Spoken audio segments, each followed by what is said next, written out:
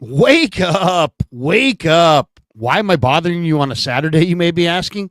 Well, you know what? Yesterday, Damon had a power outage at his house, so we moved Friday wake up to Saturday wake up, and we couldn't just have a regular Saturday wake up. We had to bring in a third person to wake you up. So wake the fuck up. Get up now. Let's go.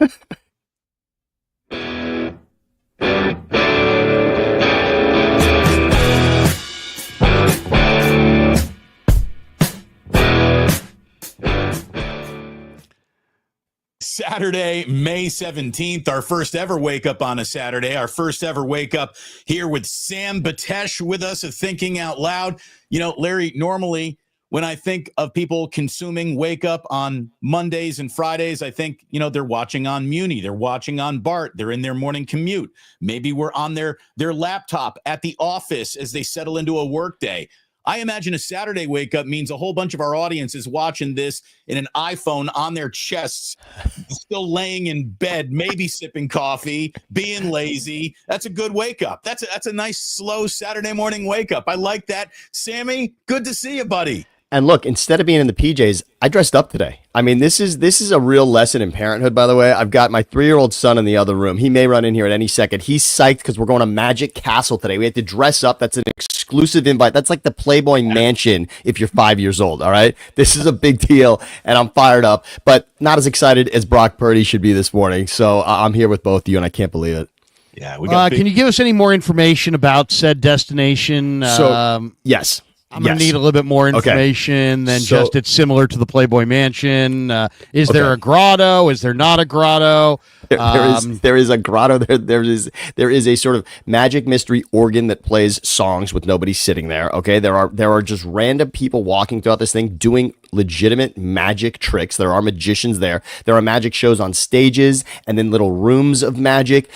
And you cannot get in, Larry, without a very specific invite from a member. You need to know a member. You got to know somebody to get in. There's a specific list at the door, and you are bounced if you're not on that list. Forget it. Let's role play. Knock, knock, knock. Yes. Hello. I love your show, by the way. I watch you all the time. You're Larry Krueger, right? At Krug Show. I love what you do. I'm a huge Niners fan, and you're just absolutely wonderful. I watch you on YouTube. I see you on KMBR. Good for you, man. The code is David Blaine. David Blaine. Unfortunately, this Saturday, that isn't the code. Unfortunately, so I don't see your name here. I love what you do, Krug, but I don't see your name here. Are you here with another guest today, perhaps a member? I will say this: the greatest magic act I think I've ever seen was David Blaine, who went to a New York Knicks practice, and it was classic. He's dribbling a basketball and he's showing them cards, and he's having Allen Houston pick a card. Pick a card, Allen Houston, and he picks a card. And then the guy asks the most hilarious question in the middle of an NBA practice. He goes, "Does anybody here have a knife?" And all of a sudden it was like 4 guys had knives, right? Yeah. Gilbert Arenas is like, yeah, no problem. Immediately somebody hands him a knife, and he takes it to the basketball. And first of all, he flips the cards in the air, right? Flips them all in the air. He's got no cards in his hands. He gets the knife. He jams it in the basketball. He supposedly has Allen Houston reach inside the deflated basketball, and he picks out the card that Allen Houston had picked. I mean, that's next level. Good. The street David magic. Blaine, that guy makes that Doug Henning guy look like, a minor league mofo. If anyone brings a knife out today at the Magic Castle, I will 100% FaceTime both of you so we can see this live together. Do you know how many cheerleaders you need spilling out of a box to beat that Doug Henning? You need an awful lot. Look up Doug Henning for anyone under the age of 45. I know that Sammy's got to go early this morning, so we should probably hop right into why we have all come to you here on a live stream on a Saturday. Like and subscribe across all 3 channels. Pig in a Pickle. Pig in a Pickle. Yep. Check out Pig in a Pickle, Corte Madera, Emeryville, open 7 days a week. Check them out. Also check out Sharp Corner Sports Cards and Collectibles, 205 Cypress Avenue in Pacific Grove. Anthony Catania's at 831-521-5264. Eat at Ike's, drink at the Dubliner. Stay at this Hamantasha. Yes, is what please. you need. Delicious You're cookies. be proper about having a nice coffee and cookie in the morning. Hey, you want to know why this contract? It's good that it's done. It's just good for everyone. Number one, they needed to avoid any sort of choppy offseason, which defined last year. And that choppy offseason was something they could never shake at any point in time in the actual regular season. This ain't going to be Bosa. This ain't going to be Williams. This ain't going to be Brandon Ayuk. And that is good news. I'm telling you, there's also something that I think it's really good to be off the radar. You know, getting this done, having a part of a Friday news dump, it's the opposite of how the Dallas Cowboys would have done it. Jerry Jones would have looked to wring every single moment of media PR out of this. It would have been announced 9:01 a.m. Monday morning. The 49ers just want to get back to football, and they do so with their starting quarterback being broken off a contract that makes an awful lot of sense for both sides. Larry, you and I talked so much about how, you know, the parameters of this deal have been struck 6, 7, 8 different times. Just pick one of those skeletons and put your numbers into that skeleton, and boom, you got the deal done. And sure enough, that's kind of what they do. The numbers are all lining up to what I think we agreed would be reasonable for both sides. And I think everyone should walk away going, great job, Brock Purdy. Really nice job, Parag and the 49ers. This makes an awful lot of sense every time you look at it. And, you know, there's going to be a bunch of people, and there already are people out there saying, oh, you know, the Niners just signed their death warrant, and, you know, they're done as a franchise and this and that. Can you guys, off the top of your head, in a relatively quick amount of time, name for me the non-Kenny Pickett, Jimmy Garoppolo NFL quarterbacks that have Super Bowl rings? Yeah, okay. So you're saying basically non-backup. So I mean, if you didn't win I'm not saying you were in the neighborhood when a Super Bowl was won. Right. I'm saying you actually won the Super Bowl. So how many guys in the league today have won a Super Bowl? Number was Hurts. Stafford. You said Jalen Hurts. Someone said Jalen Hurts. Yep, Hurts, Stafford, Mahomes. Stafford, Mahomes. Brady's gone, so that's out. And you got the three. You got the three primaries. That's it. Okay, We're missing. We're missing somebody significant here. You're missing the old guy. Flacco. You're missing Flacco, and you're missing Russell.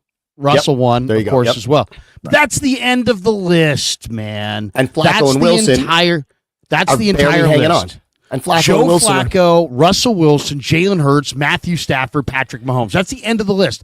So when people get super exercised why 25-year-old Brock Purdy has yet to win a Super Bowl, how about all the other guys in this league that haven't won a Super Bowl? How about guys that haven't sniffed it? What about the guys that haven't sniffed it? What about the guys that haven't been there? So Burrow's obviously been there. Purdy has been there. But how about Josh Allen and Lamar Jackson, who are on everybody's list of best, haven't even been there? How about Mr. Top Paid Dak Prescott? He's never sniffed it. How about Mr. If they're making a movie about quarterbacks, they would make this guy the guy, Justin Herbert. He's not there. How about Trevor Lawrence? The two guys paid last season. Andrew Luck. He's supposed to be the best quarterback since Andrew Luck. He has. My point is just simply, for all the people banging on Brock, ask the same question. What about all these other quarterbacks in the league that have never won the Super Bowl? That cannot be your barometer I'm not paying this guy because he's never won the Super Bowl. That's not a reasonable, grounded position to take. Right. What you're saying is you don't understand how business works. You should probably just stop covering the business of NFL football. If any of this doesn't compute with you, you're saying you don't understand the position, how it gets paid, the market, the growing cap, the money that these teams are just printing. Brock Purdy's number, which you think might give you a little sticker shock today, 2 years from now, bargain if he's a good player. Now, any player who plays poorly when they're being paid well, that hurts, and results are not guaranteed. But we're no more than 4 or 5 seasons away from all 32 NFL starting quarterbacks being in a $50 million a year conversation unless you're on a rookie deal. And one point to that, Damon, you said 32, but remember, there's going to be at least 6 teams that don't know they have their starting quarterback. There'll be at least 6 teams that aren't sure. And you have to remember how beautiful it is. The Niners have no question mark at that position. Not a single fear. Look at the Indianapolis Colts, who think they're a playoff team and should contend in that division. And yet, they needed to bring Daniel Jones in to give their starting quarterback a chance to now win the position again because they don't have it right. When you don't have it right at that position, you are screwed, and it is a headache every night that you go to bed as a front office, period. Yeah, and it's also, for the fans, you gotta have that guy that they can invest in, or they just don't invest. As far as this deal, it's a 5-year deal for $265 million. It's the 5th biggest contract in NFL history. So the Niners are all in. But as my son tweeted out, the Niners definitely got a really good deal on this relative to the cap. His $53 million AAV is 18.98% of the Niners 2025 cap. That makes him the 14th highest paid quarterback in percentage of cap at signing, which is kind of a key stat because a lot of people are like, Damon kind of referenced it just there about, there are people that will complain about the numbers. To me, if you're complaining about the numbers, you really don't know what you're talking about because in reality, you could complain that you shouldn't have extended him at all, right? If you want to say, hey, you never should have paid Brock Purdy at all, okay, that's one thing. But if you're saying he should be paid, but you just didn't like what he was paid, I really got to question your knowledge of the whole thing because the $100 million guarantee or the Brock Purdy's 5-year $265 includes $100 million fully guaranteed at signing. Okay, it's the richest contract in Niner history for sure. $181 million in total guaranteed monies, but the $100 million at signing would give him that would make him the 12th highest paid quarterback in guaranteed money at signing, right behind Jordan Love. So. And by the way, you said 12. You said 12, Larry, right? So I just want everyone, I want to put in what 12. You're saying. So everyone right now, think of Brock at 12 and come up with 11 other quarterbacks that you'd want more than Brock, and I guarantee you're going to have a difficult time getting there. Now continue, Larry, but think about that at 12. Say, and then the 53 is tied for 7th. Okay, so if you said to me, where's Brock Purdy really rank in the NFL? I think, and I've done this exercise a bunch of times, and we always get a different answer because, depending on when you do it and how it's a moving target. So we move this thing around a little bit. But Sammy and I just did this.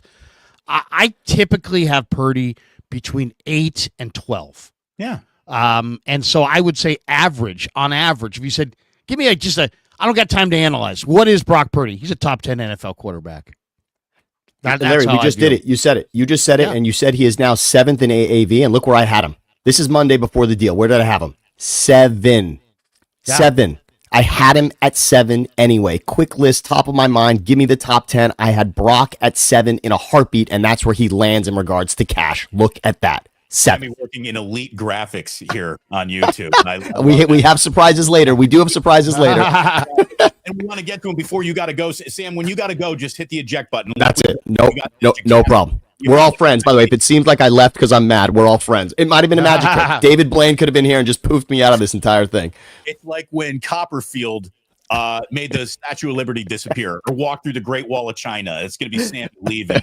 But look, what's really, I think, interesting about this is something that Jason Cole came up with today. I saw this on Twitter from Jason Cole, who's covered the NFL forever. He says, the new money here is $53 million averaging over 5 years, but Brock is still making $5 million this upcoming season. Right. So hysterical. It's really a 6-year deal for $270 million. That's $45 million per year for Brock Purdy, if you really want to look at the totality of it. And, he gets 181 guaranteed. Great for him. And the 49ers bought 2 added years, which is great for them if he's healthy. And Jason Cole says this is a strong deal for both sides. And it really is. To evaluate this as anything other than that's good business It's not ridiculous. Dak Prescott trying to also attach the headline that we have the highest paid quarterback in the entire league. You know that Jerry Jones wanted that. He wants that sticker price. And he's got it. And he's got it. And he's got it. And where's it going to get him? We do not know. I mean, again, I'm with you, Sammy. I think Dak Prescott is among the least of the Cowboys' problems. But, you know, heavy is the head that wears the crown. So he gets an awful lot of the criticism. And look, I just think that whenever you got a guy who's as safe an investment as Brock Purdy really seems to be, who you know is a very good, you know, producer on game day, it's hard to do better than lead the league in passing since you've joined it. He's done that. Is that good? By the way, say that again. Is that good? Okay. He's compared to every quarterback. This is not like amongst 49ers starters.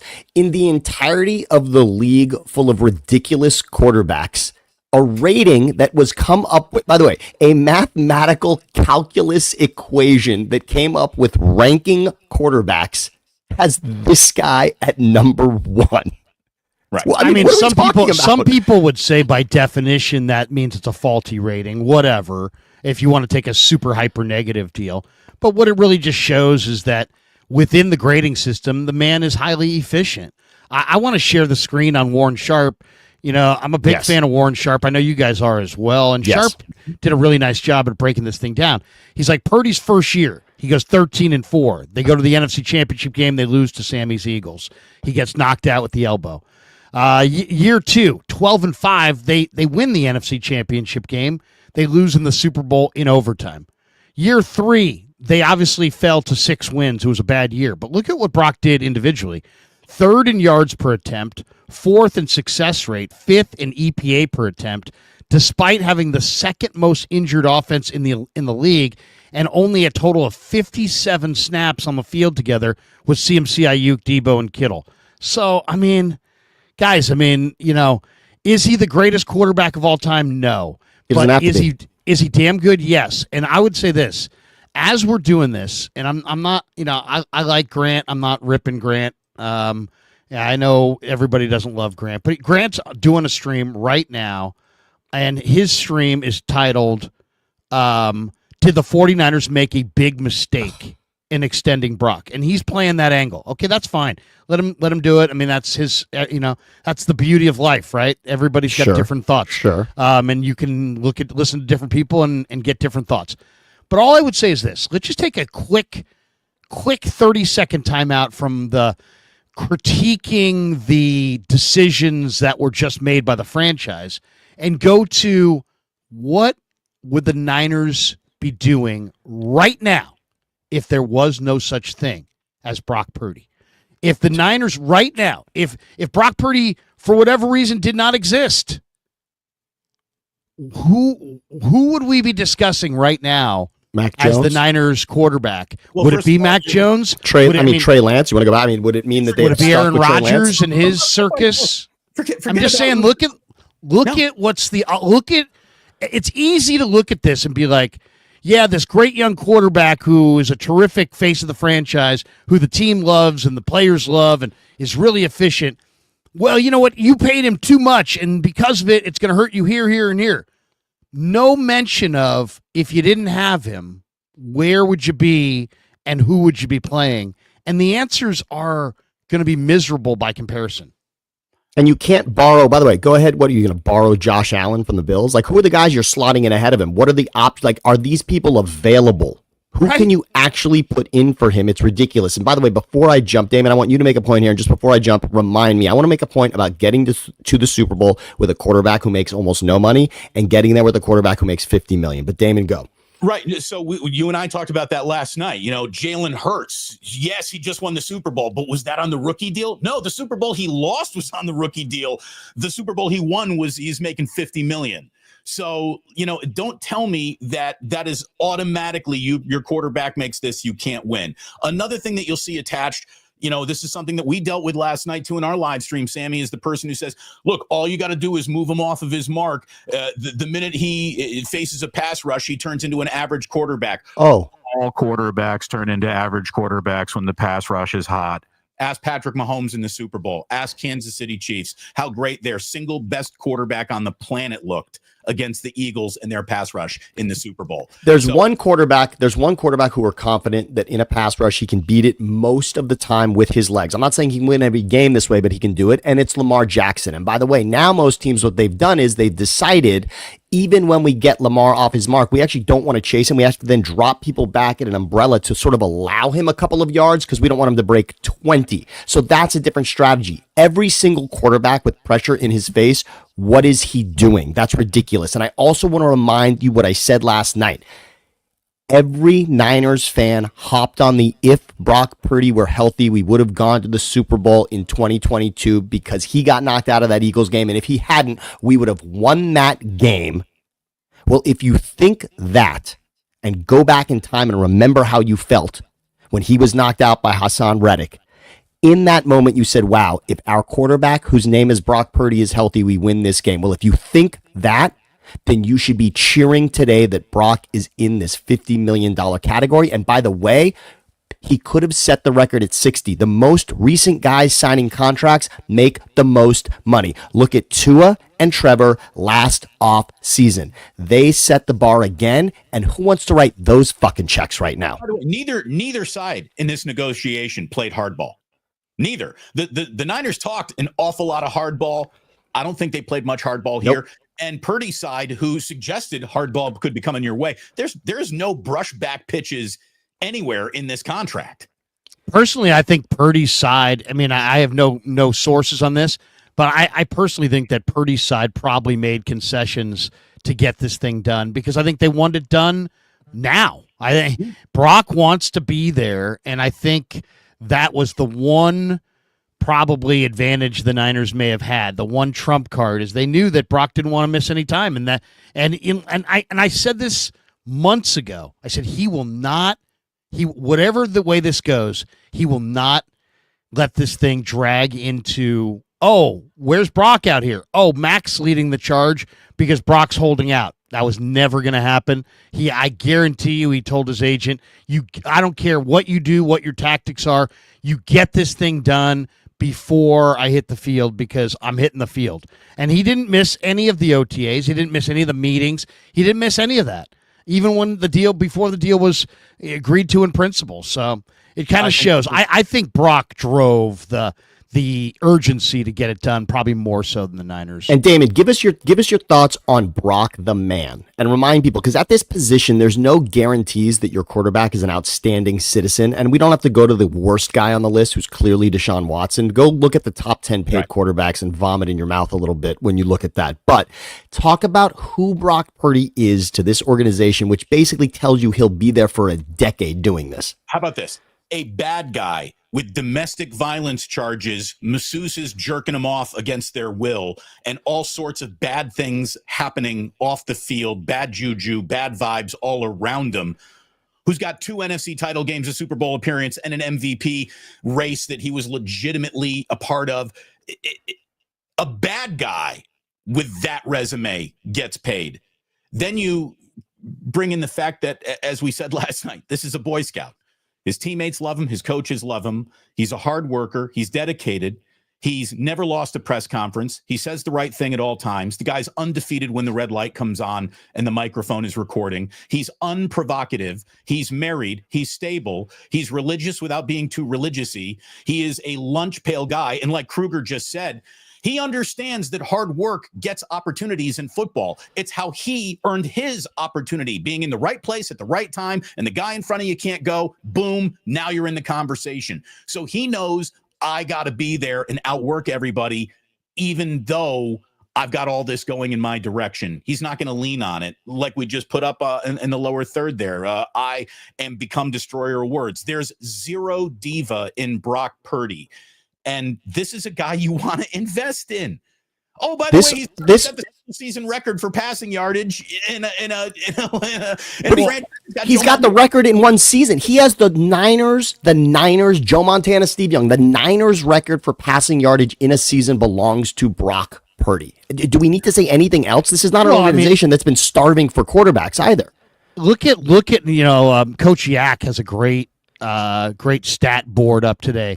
He's like Brock Purdy's career as a starter. Okay, and this is among quarterbacks with among 65 quarterbacks who have 5+ starts since 2022. Okay, so basically since 2022, yards per attempt 9.0, passing yards per attempt that ranks first in the NFL. Passing touchdown percentage 6.1%, that's second in the NFL. Passer rating 106.2. We just said it. First. 4 postseason wins. That's tied for third. So, I mean, right there. I mean, the guy's done it. So the guy's worth every penny. Plus, he was before the money the hardest working guy on the team by everybody's account. I mean, this is the guy that works the hardest. And Larry, you brought this up. That matters. Do we really think that there's a slight possibility that Brock Purdy, knowing he wasn't the guy and wasn't getting paid, was working towards this moment, right? Like there's the possibility that the carrot for Brock this whole time was, can I remain the starter? And can I sign ultimately? Let's be clear. This is the NBA equivalent of a supermax deal, right? When you're a quarterback and you get a $50 million contract, it's ultimately like you got to prove that you're at that level. This is what Isaiah Thomas with the Celtics couldn't get, right? And Brock has done it. But is the idea here that Brock Purdy's the kind of guy, if you really ask yourself, now he's going to stop being who he was because he's getting paid $50 million? Or does he feel like the kind of guy that's going to feel the weight of $50 million and know that he's gotten close and not all the way and wants to deliver a championship? That's what you have to ask yourself. I mean, first of all, I think what we heard last week from Kubiak says it all. He's like, Brock has had a tremendous offseason. He really wants us to coach him hard. He really wants us to throw the things that he's not good at him repeatedly so that he gets good at it.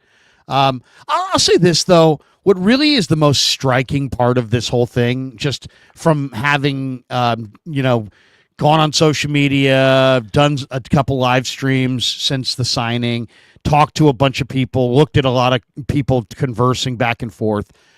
All of the negative discourse around Brock Purdy and his contract is just so weird, so bizarre. I mean, look at this guy. This guy is Mr. Irrelevant. He's the ultimate underdog story. He's this great. I mean, if this should be turned into a freaking Disney special. This is like an after-school special on ABC, and everybody should be celebrating this incredible underdog story and acknowledging that, man, love him, hate him, whatever you thought of him initially. This guy has exceeded all expectations that anybody had for him. This is Kurt Warner bagging groceries. Right. Instead, it's Krueger. It's the Krueger story all over again, and all these fucking idiots who are just sitting there screaming at the top of their lungs, it's an overpay. It's an overpay. It's like, dude, get a grip. This is one of the great stories in the NFL. This guy went from rags to riches, and all you got to say is it's an overpay. I mean, that's so pathetic. Even if you don't want to be romantic about it, that's fine. It's not an overpay. It's not an overpay, yeah. Label it really isn't. Overpay is a full-on explanation that you don't even understand that you're in San Francisco and dinner here is going to cost more than dinner in Oklahoma. Boys, I love you. I love you. I love you. My magic trick happens right now, but I love you, and I will see you so soon. And Sammy, we'll talk to you Monday.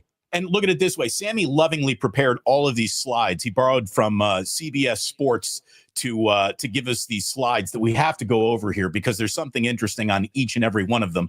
Oh, no, they're gone now. Sammy closed his computer, so we don't get to show the slides. Oh, darn. Anyways, that's all right. Larry, that was my F up.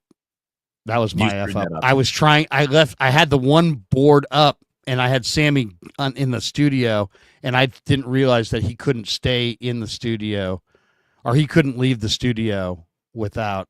My bad.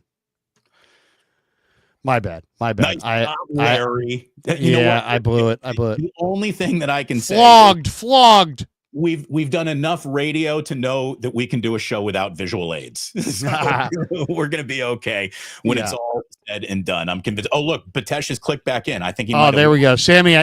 I made a mistake, Sammy. I eliminated you, which eliminated the stats. Now Sammy's back, and he's going to put the stats back. Look at that. I'm telling you, in your entire life, you've never worked with a better producer than Sam Batesh. Sammy is the single most. What do you? Well, I had this one guy at Sports Byline USA that was just tired. Who no, was he? but he was honest, right? He was. Get honest. the hell out of here! Get out of here! Yes, but Where's you know, the producer? Oh, he's doing drugs with my co-host. There he is. But you know, to me, the big concern, for you know, it's, as far as like the people that were concerned about the money, it's like, let's peel the onion on this one. Why are you concerned about the money? Okay, the people that are concerned about the money will tell you they love Brock Purdy. I love Brock Purdy. It's not about the money. I don't begrudge him anything. It's not about him. It's about the cap. It's about what else we can do with our football team. The people that, you know, unless you have a personal vendetta, your issue is about you don't like that what they spend on Brock because in relation to what now you can spend on the other players. Right. I get that. That makes sense. That is a football thought, okay? That's a Niner fan thought. Let me share the screen. We already threw this out before, but this is basically the same chart we had before. Brock Purdy's AAV of $53 million accounts for just 18.98% of this year's salary cap. So it places him 14th among quarterbacks with deals signed since 2020. So this, Damon, you and I have talked about this a lot. Brock Purdy's really smart. His agent, who I've spoken with, Kyle Strongen, very smart guy. They know that the most money isn't the best deal. Not when it comes to a quarterback, because a quarterback has to have a receiver. The quarterback has to have an offensive line. The quarterback has to be protected. It's a team game. So you don't want to have the highest percentage of the cap. The higher percentage of the cap means that those contracts, the Joe Burrow contract hurt Cincinnati the most. The Dak Prescott contract hurt Dallas the most. And it's no accident, by the way, that the top four guys, as far as percentage of contract value relative to the cap, none of those guys have gone to the Super Bowl or won the Super Bowl, I should say. Burrow's been there, but none have won it. Jackson, Herbert, Prescott, Burrow all had average contract value that was at least 23.1% of the cap, where Brock Purdy's is way, way down there at 18.9%. And it's more in line with like Josh Allen's new deal, which is big money, lots of money guaranteed, lots of big dollars, but only 19.7% of Buffalo's cap the year it was signed. So you know what? To me, if you want to say they pay, you know, Brock Purdy's not the guy, I get that. If you want to say that they never should have extended Brock Purdy at all, and that they should look for a different quarterback, that's a totally different argument. Right. But if you're arguing that they paid him and they shouldn't have because they got a bad deal and they paid him too much, I think this illustrates at 18.9%, 14th on the list, that it's a relative. I mean, obviously, it's the biggest contract in Niner history. Obviously, it's the biggest contract on the books.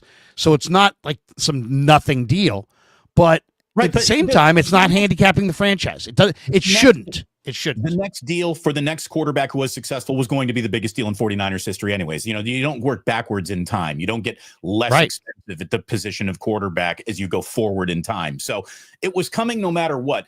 And I think about it like, you know, real estate and neighborhoods. Like you said, Brock Purdy, whether you like him or don't, you got to put him in that neighborhood of like he's somewhere in, 8 to 12, 8 to 15. That range of quarterbacks. Well, that neighborhood gets homes are $50 million in that neighborhood. They just are. And so what Brock is now getting paid, look, there's tiers to this. Dak Prescott's on a tier all by himself, right, at $60 million. Then you got Burrow, Allen, and Love, $55 million. This is the per year basis. Then it's Burrow, Allen, and Love at $55 million, with Trevor Lawrence at $55 million. I wouldn't trade Brock Purdy for Jordan Love or Trevor Lawrence. I would absolutely trade him for Joe Burrow or Josh Allen. I'm not trading him for Dak Prescott. Then he's in his group, the $53 million club, which is Tua, Purdy, and Goff. I'm taking Brock as the nicest house in that little section of the tier. So I just, again, even if you want to be mad at this, you got to really work hard at being mad at this. Yeah, it's going to take some skill. Yeah, because it makes so much sense according to the actual reality and universe that we're living in. Well, and then Damon, the other thing has to be, I mean, I'm okay. You and I, we're not Gestapo here. I mean, it's not like, hey, if you don't agree with us, then you don't. No, make your argument. If you don't agree, that's fine. But here's the thing. Listen to any person who's bitching and complaining and make them come forward with what they would do at quarterback instead.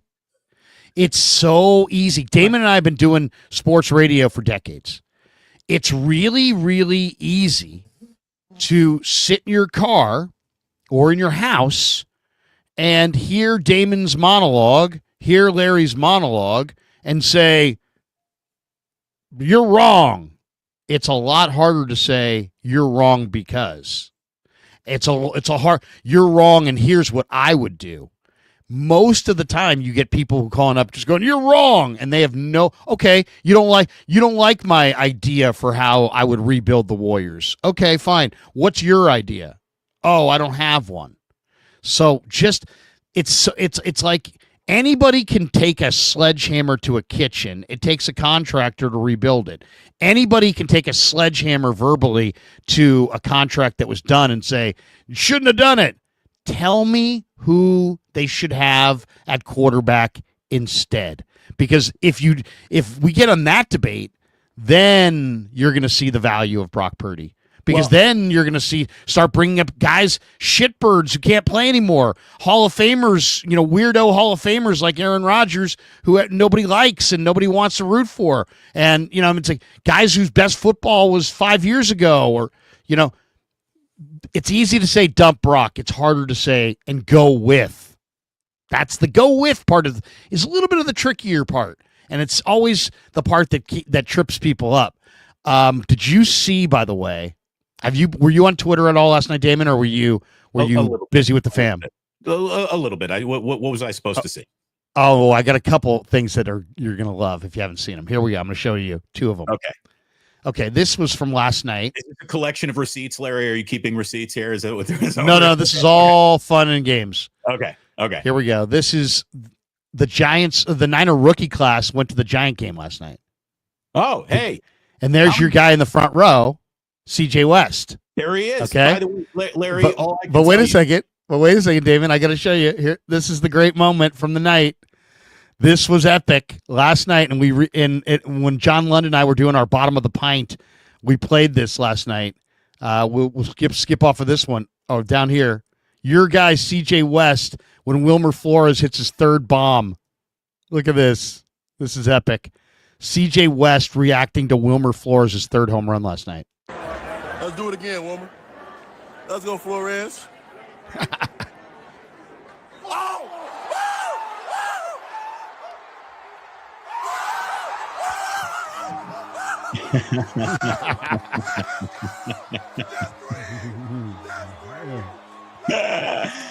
There you go. Hey, man, Hoosier's got a good baseball program. He's watched a couple tanks go out at Old Stembauer Field in Bloomington.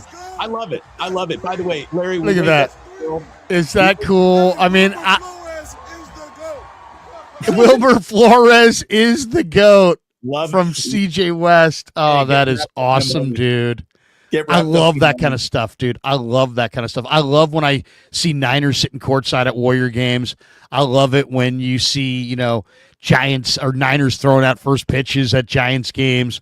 But to see the rookies all get a suite at the Giants game and then to see a little history and a fun night, and CJ's got a great personality, man. I love to see the love of sports, and he obviously loves sports. And we wake up in a world today where the Brock Purdy contract is done and Wilmer Flores is the hottest hitter on the planet. What a great Saturday. We had to bring you this wake up this Saturday. Please like and subscribe. By the way, both channels. Do it to the Krueger Show. Do it to Damon Bruce Plus. If you would, please do it to our friend Sam Patesh, who was just here thinking out loud with Siciliano and Sam. We thank him. And Larry, we have to get into this slide presentation that Sam. Yeah, let's do it right here. Because this is some really, really good stuff. We got to drop the. Thank you very much. Okay, here we go. I will take us through. First of all, this is your opening slide for your A block, right? There's the particulars. He's 23-13 as a starter. For some of you, that's not good enough. I get it. 2003 Pro Bowl selection in a year where he was in an MVP conversation. For some of you, that's not good enough. He's 13 as a starter, by the way, thrown into the mix in week 13, unbeknownst to him, and had to, as a rookie, lead the way and ran the table as a rookie. I mean, go ahead. I'm sorry. No. See what's highlighted in red there? Again, if that isn't enough for you, what you want at quarterback is something I just don't even understand. Guy walks in out of a cornfield and gives you the best career passer rating in NFL history. Wow. Things have not been optimal. There have been some really good years for the 49ers, but that also includes a bad year last year for the 49ers, and he's still coming in with that. So that's where the conversation begins. Now, let's look at last year, which was a challenging year. You want to have a quarterback who can remain competitive as things around him become a bad situation?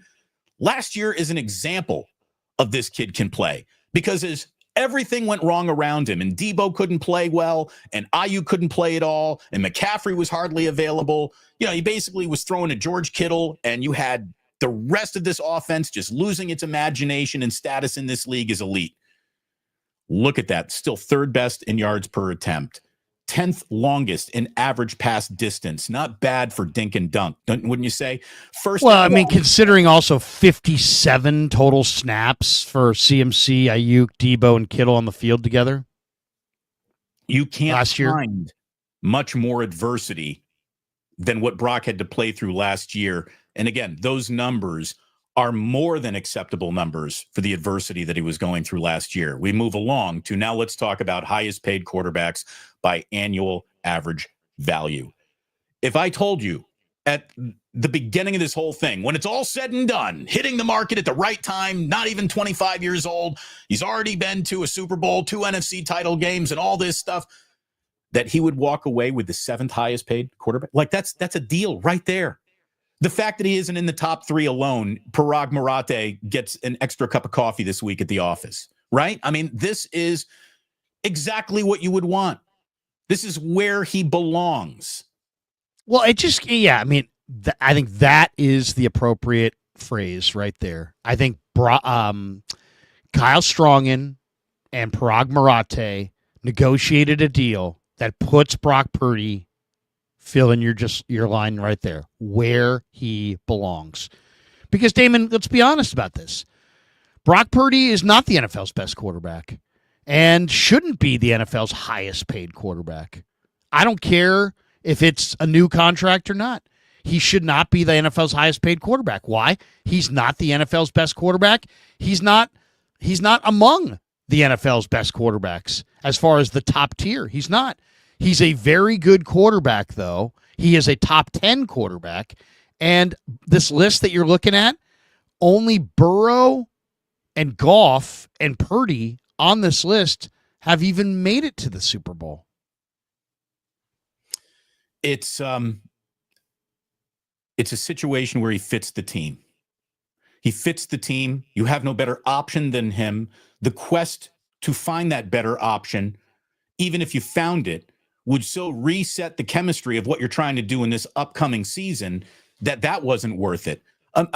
Here's the thing. Brock's single greatest attribute, other than being a Boy Scout of a human being, is the computer that is in between his ears.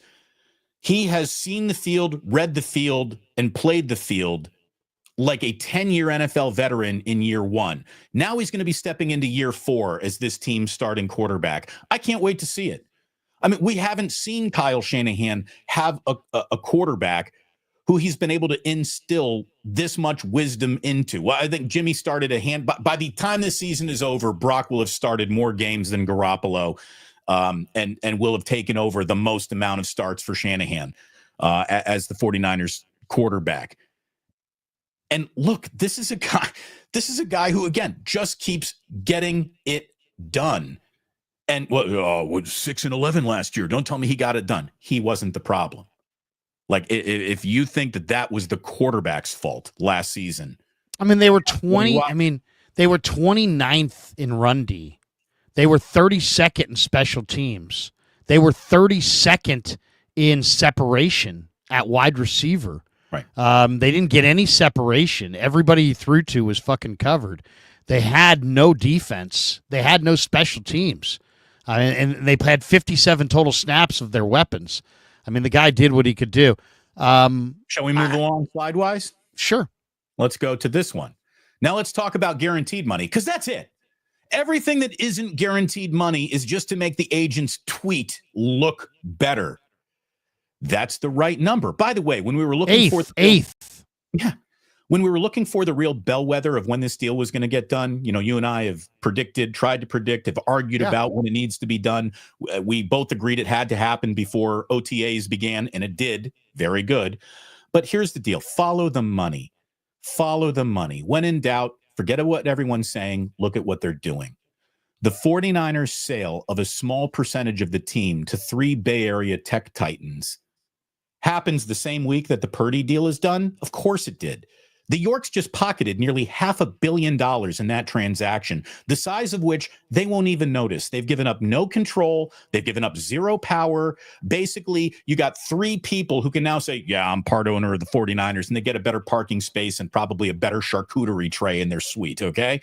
Well, I mean, the Yorks own a very, very profitable and valuable asset, but it doesn't mean that they're cash rich because of that asset, and they found an entity or a way to pay Brock Purdy's contract with all the pain that comes with that, with no pain at all, because they got an infusion of $510 million, and of that $510 million, $181 million just went out the door to Purdy, and a sizable amount's probably going to go out the door to Warner in a few weeks, and they paid Kittle, who would, by the way, George Kittle owes his contract to Brock Purdy.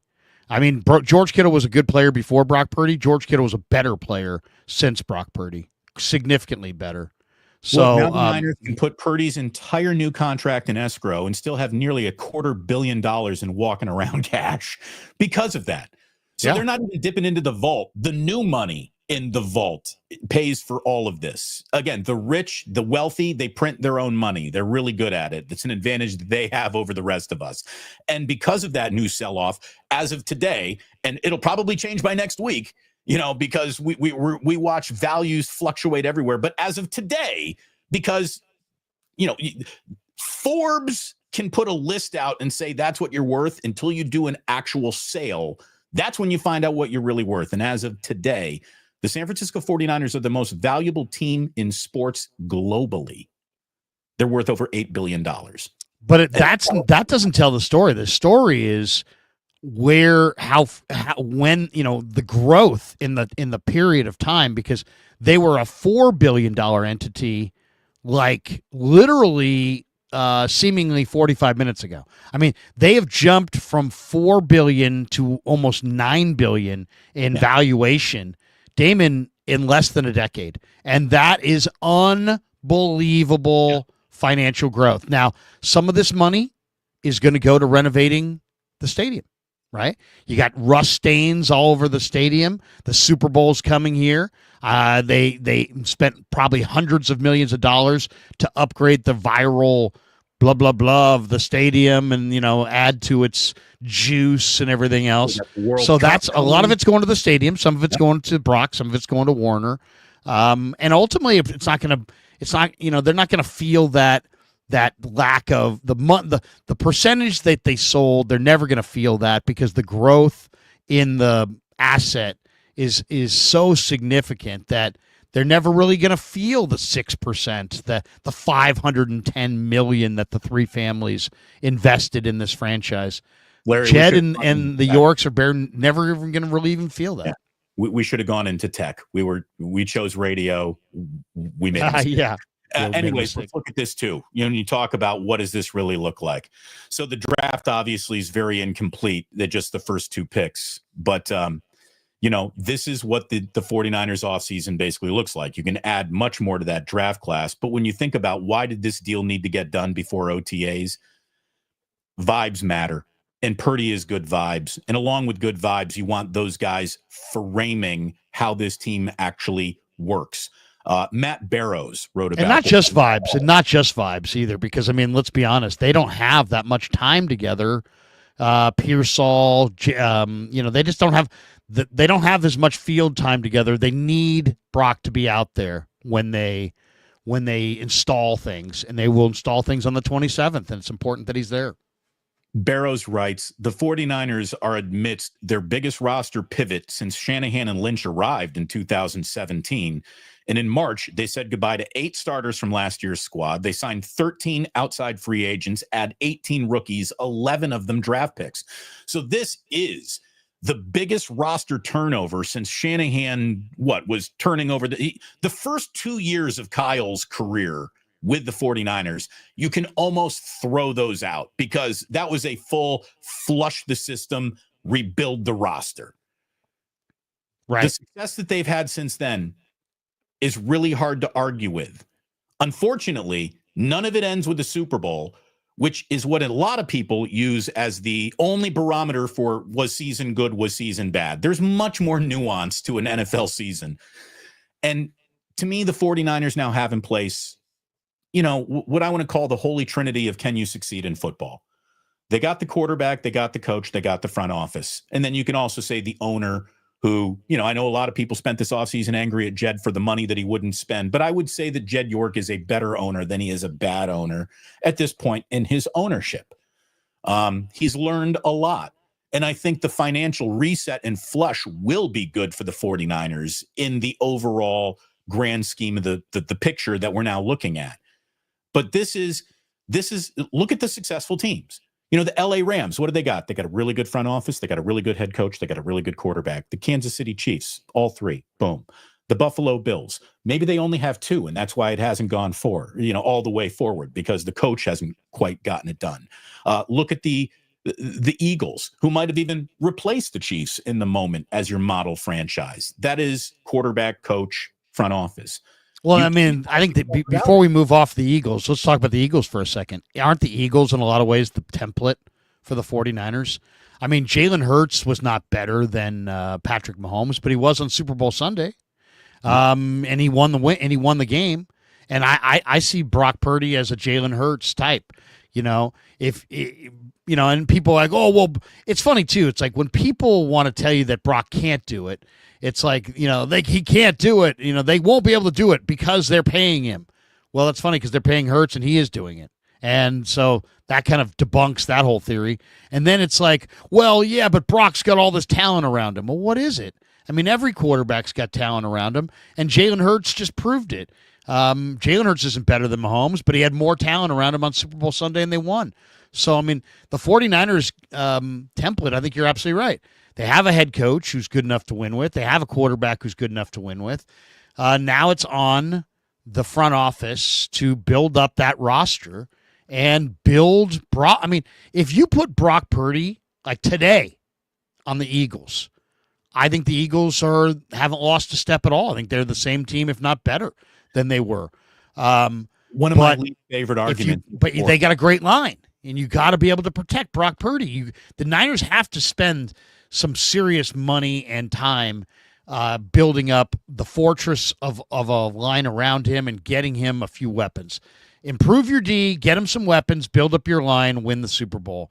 It's a real clear path. Now we'll see if they can do it, but that's the path. Larry, one of my least favorite arguments in sports is the hypotheticals that come in.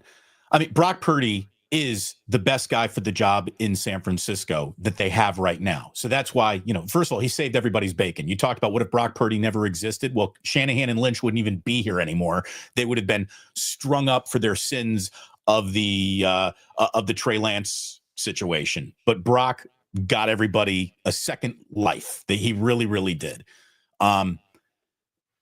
This is somebody who has so successfully navigated what has been a weird and odd start, and he's done it in a way that has left everybody, I think, impressed.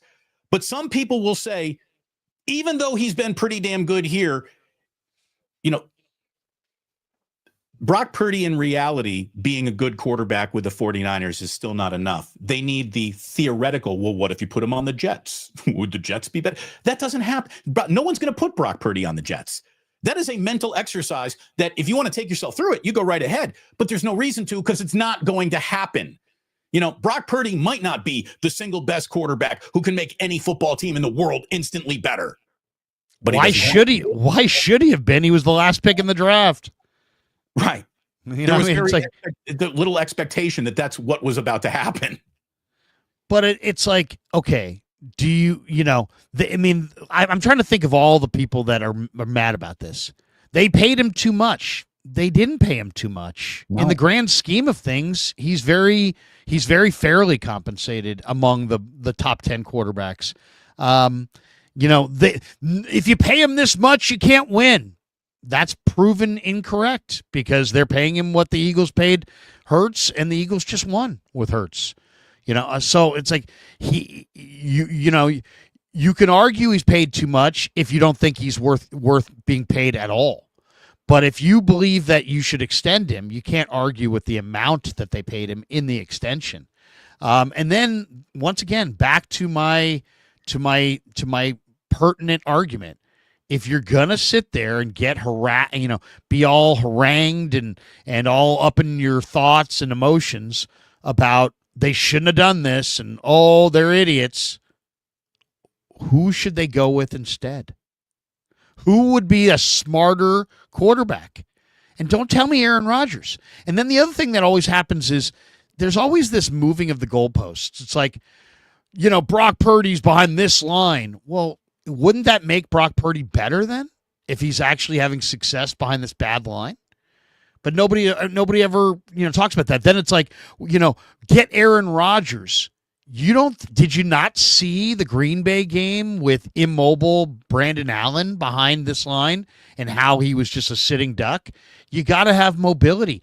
Brock's mobility and movement ability makes this line look better than it is. So, there's people that are just always going to be unhappy with the Niners. There's people that are always going to be unhappy, with the quarterback, and they're just going to park their car there. But force them. Don't let them filibuster on this is a bad deal. They're doomed and doomed and doomed and doom and gloom.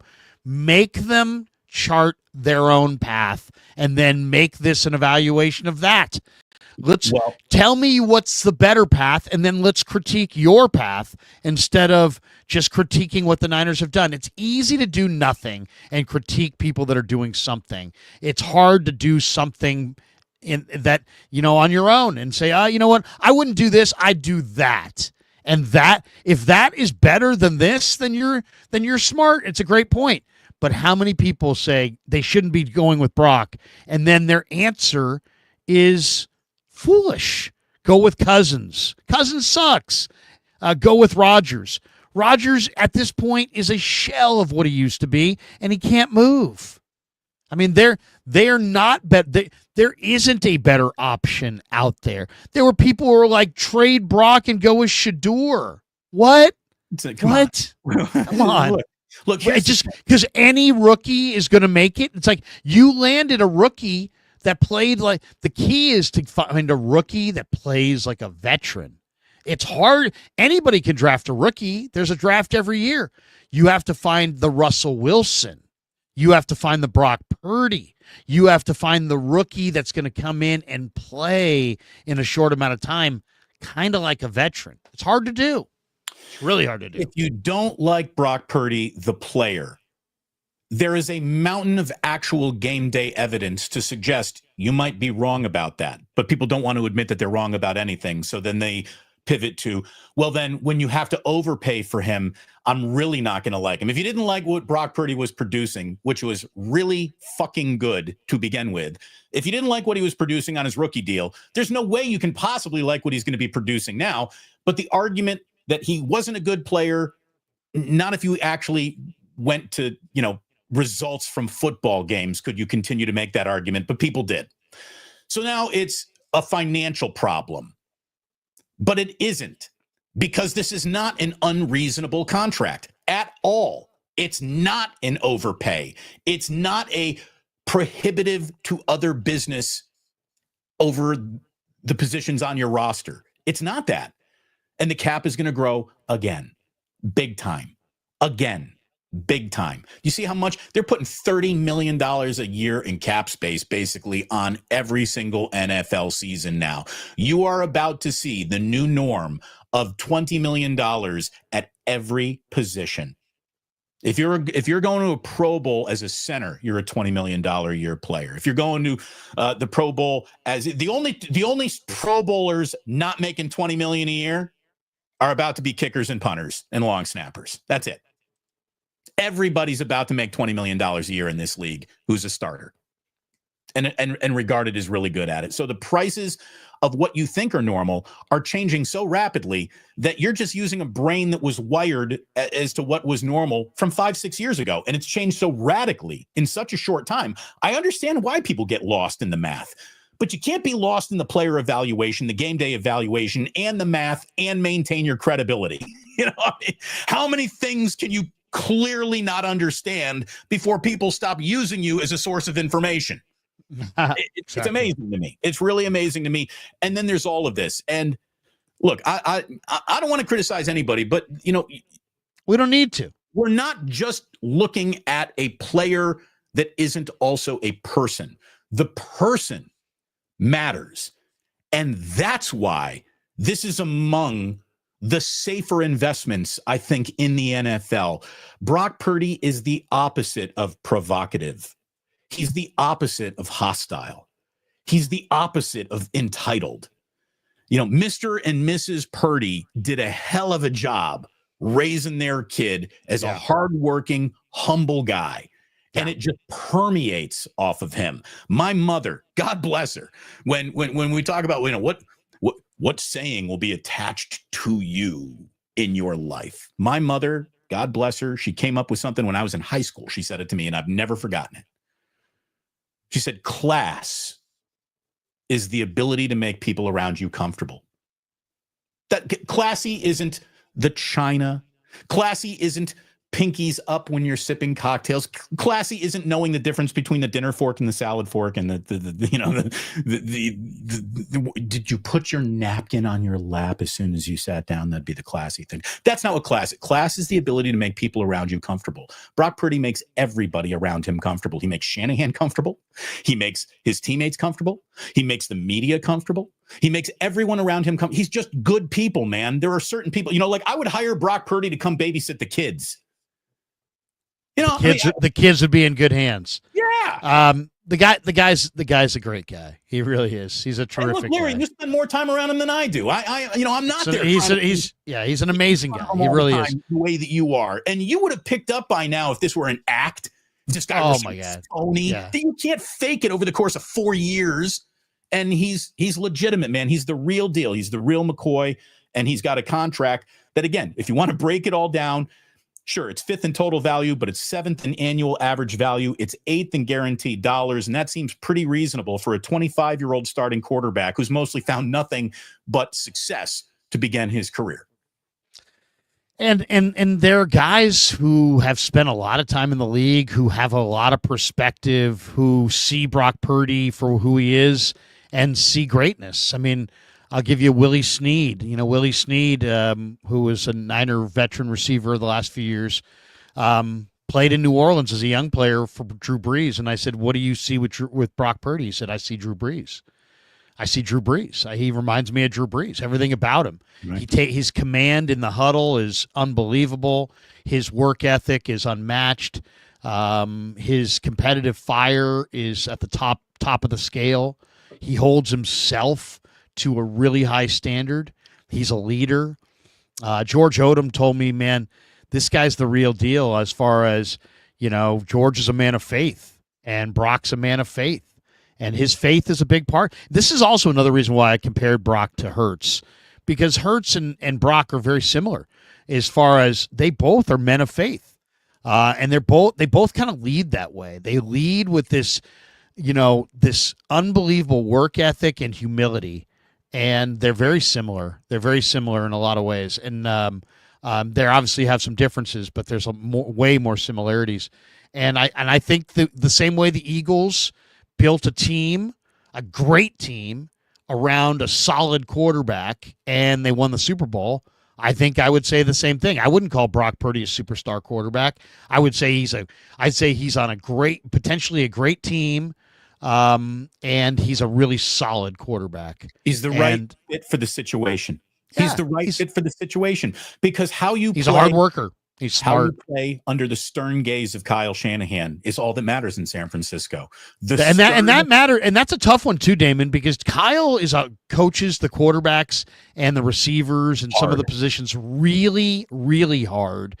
And also, Kyle is not, I don't think, the best communicator as far as I don't think he filters, his stress out and all that kind of thing. I think it's all right there for the quarterback to have to deal with. Yeah.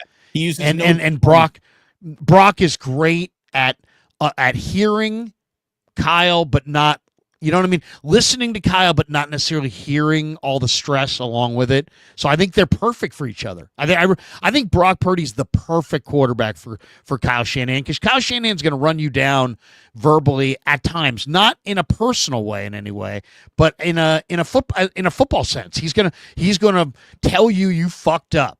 And some guys can handle it, and some guys can't. And I think Brock can. You know guys who can handle that? Guys who had fathers who raised them right. Yeah. I mean, really, like, your dad. Or challenge them. Challenge them. Yes. If you had a dad who was hard on you and demanded things of you.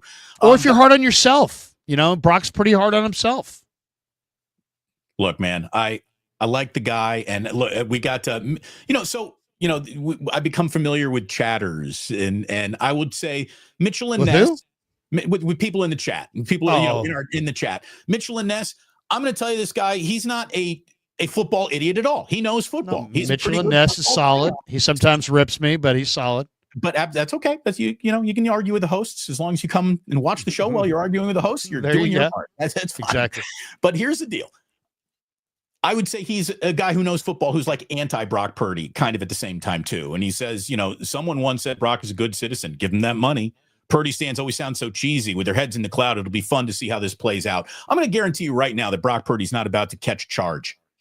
Brock Purdy, here's the thing. Brock Purdy is not about to get this money, and now he's going to show you what a real ruthless duty is. Like, there's zero chance Brock Purdy is about to head off to Las Vegas to go gamble in the high rollers room and bang hookers by 3 at a time and cheat on his wife. And that's just not who he is. He's not going to make it rain in the club. No. What do you think the first thing Brock Purdy does with this newfound money is? I got even odds it's pay off his parents' mortgage. That's who Brock. That's the other thing, Damon. His dad was a pro athlete. He's a man of privilege. No, he wasn't a man of privilege. If anything, he grew up poor. His dad was a guy who was a minor league player who sells hot tubs. Right. His dad sells hot tubs. Now come on, man, that's a hustle. That's a hustle. And I'm sure Brock has great respect for everything Sean has done to provide for him and his brothers and sisters. And I mean, come on. But I'm sure you're right, Damon. He's going to absolutely try to, take care of his family, and good for Brock, man. Good for Brock. What do you want to bet that Brock Purdy's high school football coach has a new car this football season? You know what I mean? Like, that's what I think Brock Purdy's going to do with his money. I don't think he's about to go to Vegas and drown himself in blackjack and pussy.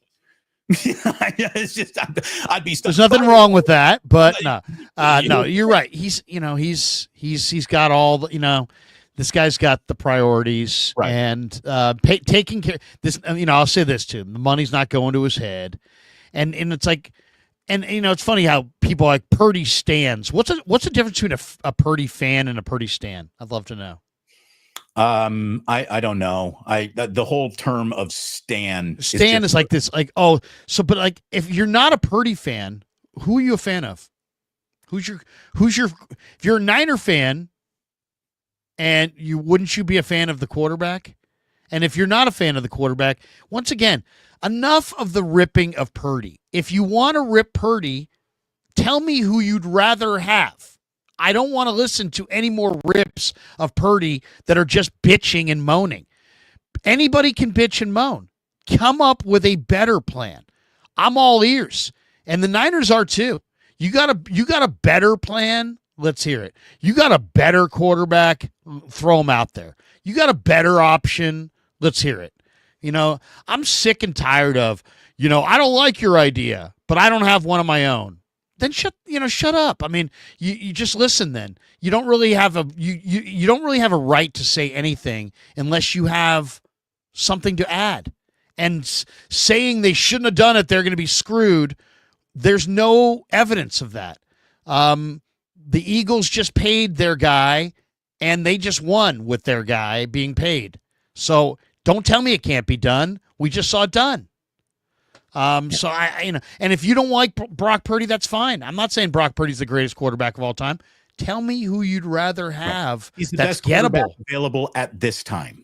By far. It's the thing. We don't have to, not every single conversation about sports has to be framed in who is the all-time best at it. You can't be really the best at right. all time. You can only be the best of your time. And right now, he is the best guy for the job. So much so has proven it that it'd be silly to get off the Brock Purdy train at the end of year 4. This is the right thing to do, I really think. Now, when we talk about going bonkers with money, Brock Purdy gets to do the one thing that, Larry, I know that if you and I fell into $180 million, I don't, neither one of us, I think, are that materialistic. I know money's never been my Jesus. You're kind of the same guy. I don't think I'm a people person. I'm more into people than things. Here's what you would do. You would get yourself a nice car. I know you would upgrade your car instantly if you fell into this money. That's the first thing like any guy would do. All right, I'm going to get myself a nice car, and that'll be that. His wife, however, what's her name? I think her middle name's Jolene, which is fantastic. Jenna Jolene Purdy. Maybe Jenna. Brock gets to turn to his wife now and just say, honey, go nuts. Go nuts. What do you want? Get 2 of them. I would love to be able to turn around and tell that to Jillian. Hey, honey, not only do we never really have to worry about money again, go nuts. Have a great day. Take every single friend you've had since middle school out to the most expensive lunch in the world. You want to fly people in? Go nuts. Go nuts, honey. And Brock gets to do that. Happy wife, happy life. Again, another reason to root for it all. Yeah, I mean, he doesn't seem like a very materialistic guy. No. I could see him maybe taking care of like a Nick Sakel, his good buddy on the team. I could see him getting Nick something cool. But yeah, I mean, Brock's I think gonna be the same guy. I would be shocked at all if he changes at all. I think he's gonna be kind of the same grounded guy that he's always been. I mean, this guy, come on, man. The Niners lucked out majorly. I don't know who it was that first said, hey, we need to go after Brock, but that guy should have lifetime season tickets for the Niners, right? I mean, if you were the guy, Damon, the regional scout, the road scout, the first guy. Now, eventually it sounds like Greasy and, turned on Shanahan and Lynch, and eventually everybody was excited about Brock. But there had to be a first guy, right? There had to be a guy who go, hey, you know what? I know this guy's got kind of narrow shoulders. I know this guy doesn't have much of an arm. I know he threw too many picks at Iowa State, but you know what? There's this son of a bitch can do it. And you know what? We gotta really, somebody had to have the vision of Brock Purdy. And, it's that personnel vision. Whoever had it is somebody that should be promoted from within. the first non-Iowa State Cyclone who said, this guy's good, go draft him. Should get a bonus. Yeah. Should absolutely get a bonus. By the way, JP from the 510 says, go buy the most expensive Ike sandwich on the menu. I believe that is two of them. Bruce. Yeah, that's the Damon Bruce. Extra meat on that bad boy if you really want to. Larry, should we hop some supers? I just saw that Jillian brought the kids out to a little nursery to get some new flowers. Flowers. Put in little outing with mom, and they're back. They are back, which means this show has an aggregate amount of time left. No problem. We have 15 supers. We'll roll through them right now. Here we go. Fuji Simeon. Brock signs a decent deal. Flores leading the NL in RBIs, and a Pope from Chicago. What is going to happen next? P.S. Larry, boo San Ignatius Wildcats. What's next? Good God. That's a great question. What's the Indiana Pacers win the NBA title? How about that? That would be like no one saw that one coming. Yeah. By the way, Knicks Pacers should be a hell of a series. Really. What's next? People are talking up the Valkyries. That's what's next. Fuji Simeon, congrats to Purdy and his family. His folks can retire. Don't have to sell hot tubs at a swap meet anymore. Can't imagine what Stroud is going to get. Yeah, I mean, that's the other thing. That there are going to be big contracts coming. And that, I would say 5 years from now, you're going to look at that deal and go, really? Larry, Joseph Ernberg. I was talking about this last night with Sammy. Before Jack is out of high school, my son is in kindergarten. Before Jack is out of high school, there's going to be an $80 million a year NFL quarterback, maybe even 90.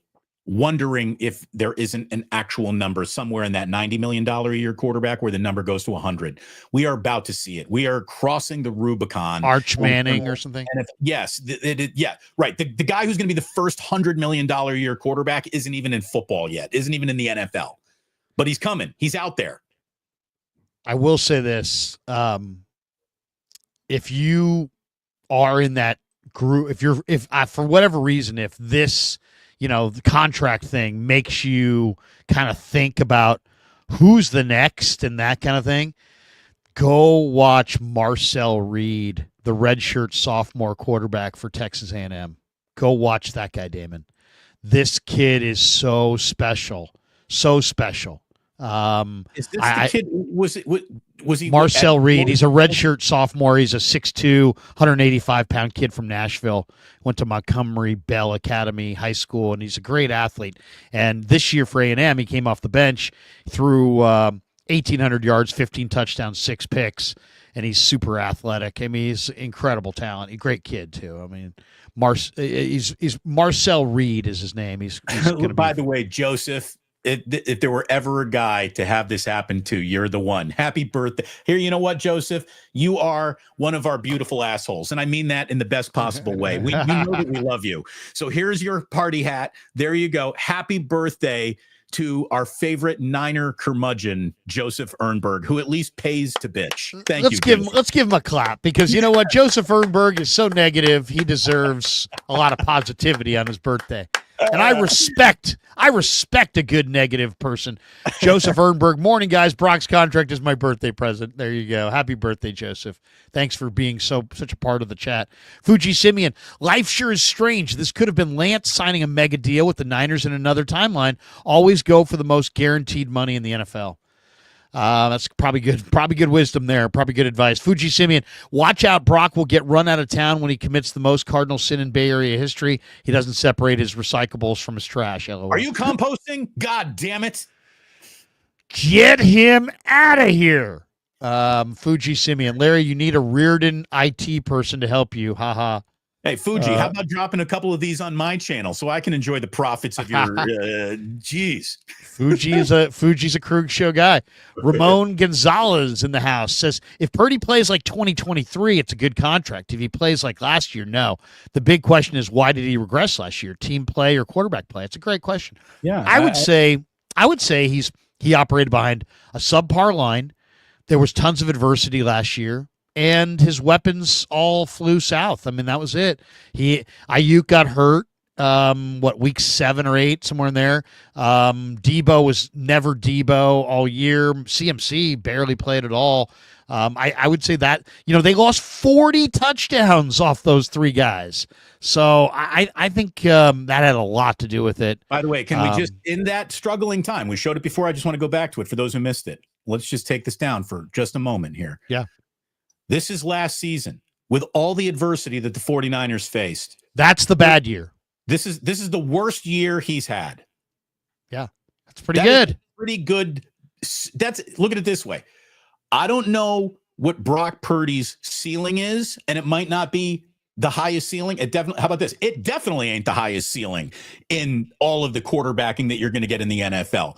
But that is a floor that most people would beg for.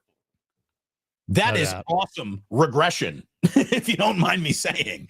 I know we're shooting at a better target than you played really well in a bad year, but he did. I mean, you can make the argument he was pretty damn good as everything around him was going wrong, and the vibes could not have been worse. So there you go.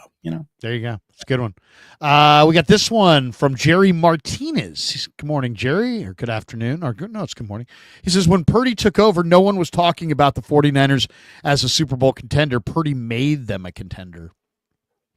Well, they were contenders before they'd gone to the Super Bowl with Jimmy Garoppolo. But I'll say this, and I can remember it like it was yesterday. I said it loud I said it loud and proud because I knew I was right. As soon as Jimmy was being carted off, I literally came out from the back, and I was sitting. I went down to my seat, and I'm like, "What happened?" They're like, "Oh, Jimmy got hurt. They're carting him off." And I go, "Really?" And Caleb Homeras from the Niners looks at me and he's like, your guy's coming in, because I've been talking up Brock Purdy. And I said to him really loudly in the press box, I'm like, the Niners just seriously upgraded at the quarterback position. And dude, Damon, there was like 5 people in the front row who like the harumph. I didn't get a harumph out of that guy. Harumph. It's like, who said that? Who said that? And I'm like, I said it. And I meant it. MSQ. I heard a mock sign and trade idea via Andrew Fenikel on YouTube. I don't even know Andrew Fenikel. Between Golden State and Sacramento. Would you trade Moses Moody, Jonathan Kuminga, and 2 unprotected firsts in 27 and 29 for Sabonis? No.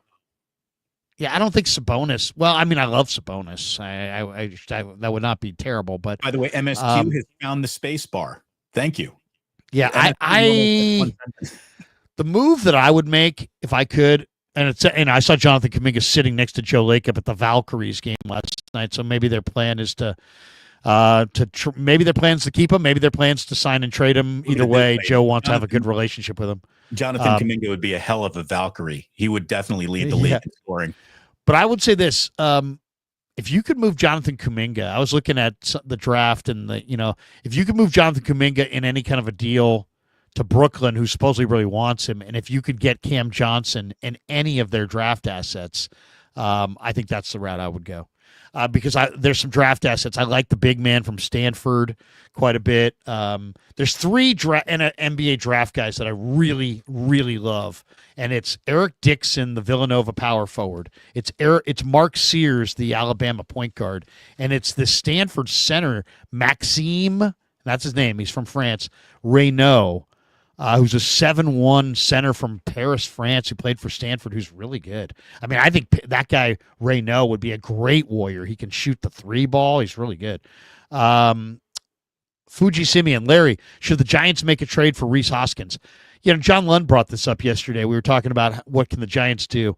And, I know Flores just hit 3 bombs and he can play first. He's right-handed and Hoskins is right-handed. But Lamont Wade is just dying out there. I mean, it's time to get rid of Lamont Wade. He's just dead. And Hoskins is on a Brewer team that you could probably get him. And, yeah, he's from Sacramento. I know Dave Fleming one time said that Hoskins told him that he would love to be a Giant, and he's a Sac State kid. I would love to have him as a Giant. Every single time any NBA team, thank you, any baseball team that has a 31-year-old with the worst WAR on the team, you should just get rid of that guy. I don't care who he is, what position he plays. 31-year-olds who are the worst player measurably on the team got to go. And that, unfortunately for Lamont Wade, is Lamont Wade. I don't understand why he's regressed so significantly. It's hard to put your finger on. Don't. Just a handle, don't. Larry, you said we have a -7 rest differential against the Titans, but we play them off our bye. I had done some notes on that. Basically, I had heard that the Niners had the bet. I'd read that the Niners' worst rest differential for the year was the Titans game, so I could stand corrected. I didn't have two sources. I just went with that in a video. So look at it this way. So I could be wrong on that. The 49ers, following a season of -22 rest differential, they have a +9-day ref surplus in this upcoming season. They face here's the beautiful thing about this roster, or excuse me, the schedule, beyond it being a last place schedule. They face 0 teams coming off of a bye week. On top of that, the Thursday night football game at SoFi. 4 last year, by the way. 4 last year. The football game at SoFi Stadium, the 49ers are going to get plenty of time to go to Tampa, which is going to be one of their toughest road games of the year. By the way, Baker Mayfield at $22 million a year might be the best value in all of football, given what they're paying and what he gives them. Baker Mayfield is really good down in Tampa. Based on last year, for sure. Yeah. 8 of the 49ers' final 10 opponents will be coming off road games as well. So I don't think there's anything about this Brock Purdy contract to not like, and I'm telling you, there is nothing about this schedule to not like. Well, I mean, the only thing I see is the week 14 bye. You have the very latest bye. Now, I'd rather have the latest bye than the earliest bye. Mm-hmm. So there's that. But it is a very, very late bye. So there may be some challenges in getting to that bye week. And, there's going to be a couple challenges on the schedule. But, it's a very favorable schedule. But guess what? It was a very unfavorable schedule the last couple of years, and they were due for a favorable schedule. And this is what happens in the NFL. If you finish last, you get a last-place schedule. That this is like one of the elements from within that they have to kind of make the league more equitable. The first-place teams play a first-place schedule the next year. The last-place teams get a last-place schedule. The question is, some people feel like the Niners are going to be one of the teams that goes from last to first. Other people still feel they're going to be bad, so we'll see. We'll see what it, I'll say this. If the 49ers are bad this year and don't have a good record, there's going to be a lot of heat on Shanahan and Lynch, and probably justifiably so. And it probably is going to be the end of them. If they don't, yes, the 49ers should have a good year, but if they have a bad year, their regime's in trouble. Absolutely. And should be, to be quite honest with you, against this schedule and the situation and all the years of now everybody knows the system, hopefully. And look, when it really comes down to it, the 49ers and Rams are, you want to talk out-of-town scoreboard watching? You should look at what the Rams do each and every week, because I really think the NFC West comes down to the two of them. And the difference in that is the 49ers get the Giants, the Browns, and the Bears, and the Rams get the Ravens, the Eagles, and Lions. Seattle could be good, too. You never know. I mean, they got a new quarterback. I mean, is Darnold an upgrade from Geno? Is he not? I think Sam Darnold is about to be look at this. He's going to fall on his face? I wouldn't say fall on his face, but the Darnold coming out of San Francisco, he basically got to hide behind the illusion of I'm not playing very much, and because I'm not playing very much, my value's going up. Then he goes to Minnesota, very good year, but that's Justin Jefferson and Jordan Atkinson, and they're awesome. Or what's his name? Addison. Addison. Not Atkinson. Thank you, Addison. Thank you. And now he's going to be on a Seattle team that has got new everywhere. I'm not saying DK, no more DK. I'm not saying he's about to be New York Jets Sam Darnold, but I don't think they got Minnesota Vikings Sam Darnold up in Seattle. Maybe I'm wrong. Maybe Sammy's got a. We'll see. I mean, they're going to try to run the ball. Last year they couldn't run it. Jonas Ymir Jonason says Johan. I don't know. Is that a Johansson? I don't see an H there. But Johansson. Well, that's the thing. It's all Jurgen Flurgen. I have hung out with this guy. At Jonas Yes, he is. We've had He beers says- in San Francisco together. He came out for a Giants game. Great guy. He's been watching us forever. Larry, I'm sure he's been watching you forever. Love Saturday wake up afternoon here in Iceland. Jurgen, Flurgen, and whale fat for everybody. Extra helping of whale fat tonight for everyone in Iceland. The party's in Reykjavik. All right. MSQ says Santa Zap, an LA Clipper fan, said that now that Purdy, or an LA Charger fan, said that Purdy got this extension. Now that he got this extension, he will quote revert back and won't be as good without elite weapons. Thoughts? No, I don't think. Come on. Yeah. First of all, nobody's good. Nobody's as good without weapons. But I don't think the 49ers have no weapons. CMC, they got a couple good running backs in this draft. They have a pretty good tight end. No, I think Brock's going to continue to ascend. I don't think he's going to revert back. I definitely don't think he's going to rest on his laurels or not work or anything like that. I can't wait to see how he processes the game in year 4. I really, I mean, we'll see. I mean, a lot of it's about the line. I mean, how about this? How about you build this guy a big line in front of him? I'm eager to see what the Niners' offensive line additions look like this year. Connor Colby, is he any good? Drew Moss, is he any good? These tackles they signed on to, are any of these guys useful? Did they upgrade their offensive line, or is it just a year older? And if it's just a year older, they're probably going to have a disappointing year. So the we'll good see. thing is Brock is more of an athlete than anyone wants to give him credit for, man. He's got some scoot in him. He can escape. He can escape. Proppa says, I don't love the contract, but I swear there's a part of our fan base that just wants us to lose. We can win with Brock. Eagles just showed that. Yeah, I mean, there's lots of people that want regime change. They don't like Shanahan. They don't like Lynch. They don't like Brock. They don't like Jed. They want, so whatever. I mean, it's just, and then some people just feel like being critical makes them sound smarter than being optimistic. And I get it. I understand that. There are times where I feel like my critical take sounds smarter than my optimistic take, but I don't care. When I'm optimistic, I'm gonna be optimistic, and when I'm pessimistic, I'm gonna be pessimistic, and I'm not worried about the effect. Dramatic sells faster than stoic. Yeah, but I mean, also, it's not a secret. Cynicism works better in talk radio, and now we're on YouTube, so it's a little bit different. But cynicism tends to sell a little bit better than optimism. Optimism can be confused with Pollyannish, can be construed as, you're just a stan. You're a Niners stan. You Homer, House Oregon. Homer, House Oregon. I think anybody who's listened to Damon and I through the years knows neither of us are House Organs, and there are many, many organizations around the Bay Area that probably hate us, and screw them, but that's the way it is. Iceman says, get a Shelby Mustang.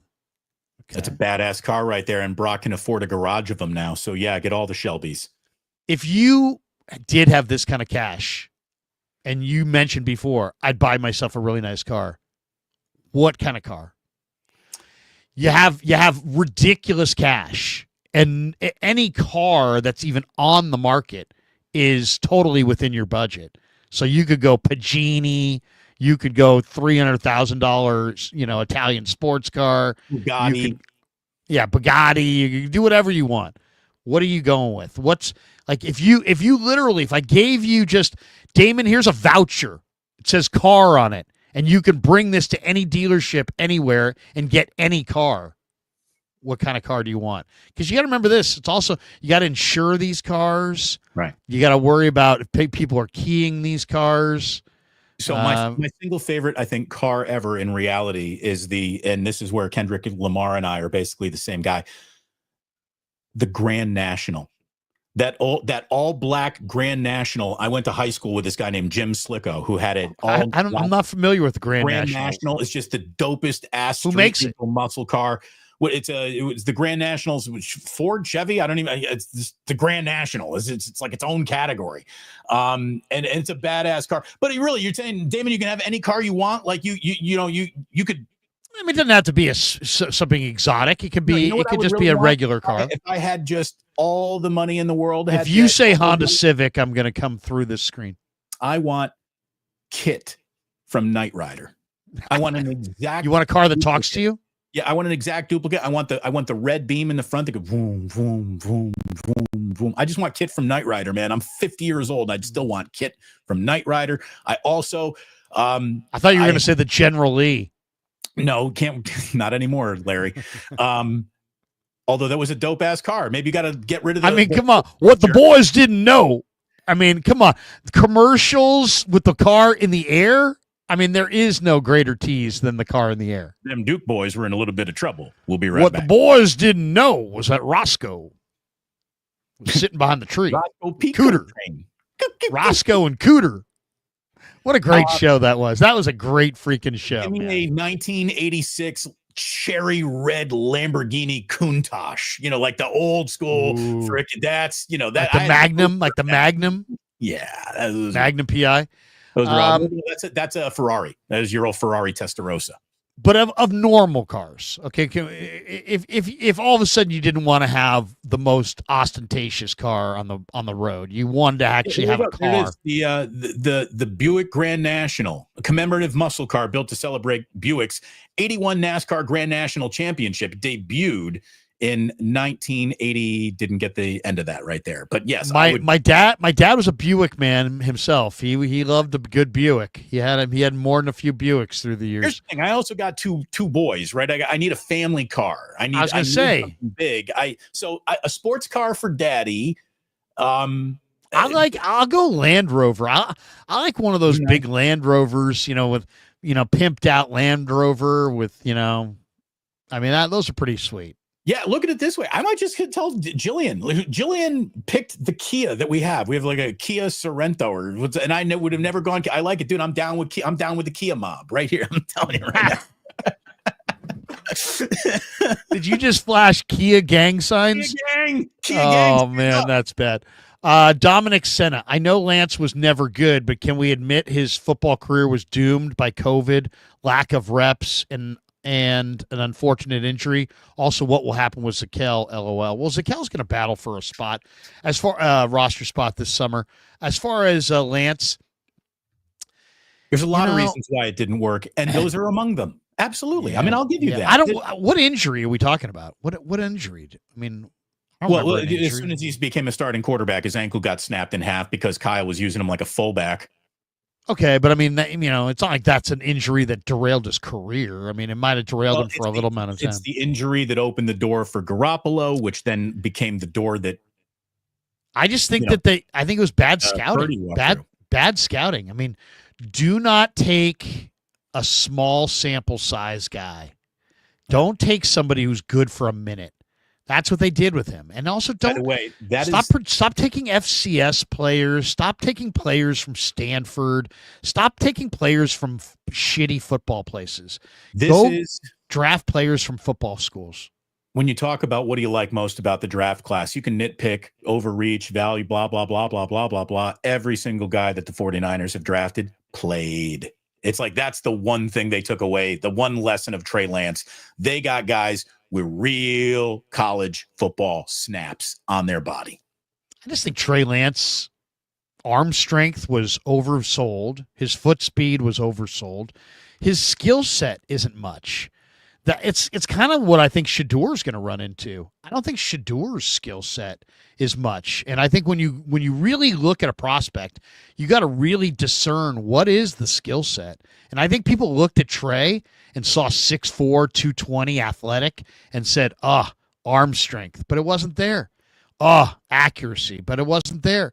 Most of his North Dakota State highlights were of him running over people like a high school fullback running over people. So it's like very hard to discern. It fooled me as well. I'll just say this. Don't go with small sample size. You want a bigger sample size if you can. MSQ says, can football players play basketball? Can basketball players play football? Thoughts? Yeah, Antonio Gates, Julius Thomas, there are, Mason Pline, for the Niners. I mean, it was like played at Ferris State. Yeah, if I were, and I've talked about this with Damon and others in the past, if I ran an NFL team's personnel department, I would take my lowest scouts on the rung and give them a special assignment. And their assignment was, you're scouting basketball players, because there's so many athletes who play basketball who can't ever play in the NBA because they just don't have NBA skills, but they're still ripped, 6'7", 250 pounds, and super muscle bound, but they have no place in the league because they can't hit a three, they don't have skills, whatever. Take those guys and find the next Antonio Gates. I'm surprised the way that the NBA has been invaded by European talent. I am surprised that we don't see more rugby, Australian rules football crossover to the NFL. And I think that this is another example of how difficult it is to find success in this league, how hard it is to be good at this sport at this level. Well, and also rugby's about force and guys with big thighs, and football's about speed. None of those rugby guys are really fast. I mean, if they were really, really fast, like 4.3 speed, oh my God, they would stand out. They would really stand out. They don't. They're big, tough guys, but they're not. It's a different sport. What was the failed experiment with Jared Haynes? Was that the guy's name? Jared Hayne. I remember he had some problems off the field that make Kevin Lynch told me that he was the greatest return man he's ever seen. I said, "Oh, so you never saw Devin Hester, huh? You never saw that Devin Hester guy? Yeah. And you never saw Dion. You never saw Billy White Shoes Johnson, Jared Hayne. That's when Kev was getting a little too excited. I was like, oh, okay, all right, Kev, all right. Let's Desmond Howard. Is that what we got here? Yeah, fantastic. Yeah. Desmond Howard need not apply because Jared Hayne. It takes your breath away watching this guy. Yeah, right. The guy ran totally upright. It's the first time he got popped, the ball popped out. I mean, talking about a fraud.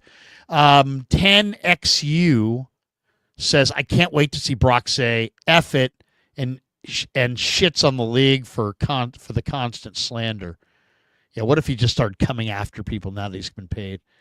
JP from the 510 says, NOLA wake-up show in September. Week 2, Niners at Saints. Go Tigers. Dude, I'm Damon, I've thought about taking the Krueger show on the road, and I'm thinking about maybe Seattle week 1, New Orleans week 2. I wouldn't mind a little 2-week Seattle, New Orleans. I was actually talking to Jillian, looking at the schedule. And by the way, if you're planning like a road trip, yeah, New Orleans #1 with a bullet is all with all road options available to you. It'll be sweaty though, dude. September. No. It's week 2 in September. It's going to be absolutely a sweat box in New Orleans. It will be, but the game's inside, so they'll have some AC on for you. But yeah, it'll be all your shirts are going to pit out on Bourbon Street. There's no doubt about that. The Tampa Bay game, sneaky, really good game on the schedule. Again, it's going to be hot, but mid-October. You get reasonably priced Florida all around you. It would cost half the amount of money to go to that Tampa Bay game as it would the New York Giants game. Raymond James Stadium's a really cool stadium. MetLife sucks. And that's going to be, I think, among the 2-3 hardest road games of the year for the 49ers. That's going to be a fucking war against the Buccaneers. My mom, who lives Jillian and I basically both kind of looked at that Tampa and thought maybe we bring the kids out to Linda, and Jillian lives in Tampa. Kids. No, she lives in St. Peters, which is like an hour away. Excuse me. My mom lives in Sarasota. My sister lives in St. Peters, which is right next to Tampa. So we got St. Petersburg, right? St. Petersburg. St. Petersburg, yes. Yeah, and is that on the west coast of Florida? It's on the Gulf of America side. Right, the Gulf of America. MSQ says, using the space bar for now, you're welcome, LOL. Thank you, MSQ. I feel like we should give you a super chat for making these easier to read. Thank you for the space bar. T from the 203, Damon and Krueger, hope you're doing well. I was producing that Finns Niner game in 2022, and I knew the Finns were in trouble that day. This is our Miami-based board op connection. T from the 203. Yeah. Great to see you. It's amazing we didn't talk more about the Jimmy Butler trade when it actually happened. Dominic Senna, Krug is saying cut CMC since he's from Stanford. LOL. Exactly. That's exactly what I'm saying. Dominic Cena says, what about the rugby experiment of Mailata? Yeah, seriously. Jordan Mailata. What a great player. That's a great one. Yeah, I mean, if he's the exception, but man, he might be a Hall of Famer. I mean, he is just an absolutely amazing talent. Harry Johnson, yes.